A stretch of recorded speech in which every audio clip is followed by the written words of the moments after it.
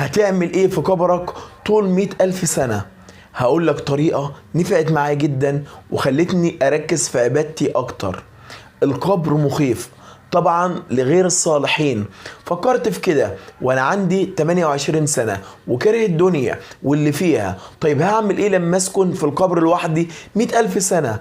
عمرك تخيلت؟ علشان كده بدأت أفكر إني هموت وعندي قبر فاضي أسود ضلمة. القبر ده محتاج لي أساس علشان أقدر أسكن فيه. بدأت أتخيل كل استغفار أستغفره إني ببعته لقبري علشان يستناني هناك ويؤنس وحدتي. زاوية القبر كنت بملاها بآلاف من التسبيحات. هنا عند رأسي 300 ختم القرآن على الأقل. كل ركعة بركعة كنت بتخيل إني بحطها رصيد في القبر. كل الناس هتسيبني وتروح بيتها وهفضل أنا لوحدي ممكن 1,000,000 سنة. وقتها أكون محتاج لنور وإن قبري يبقى جنة.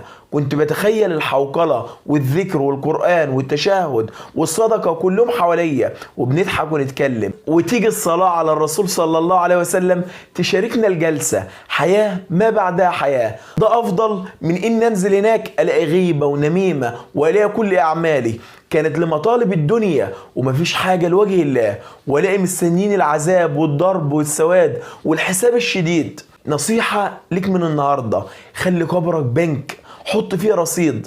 اهتم بعباداتك اكتر من الدنيا. حتى وانت في قبرك هتشكرني من هناك.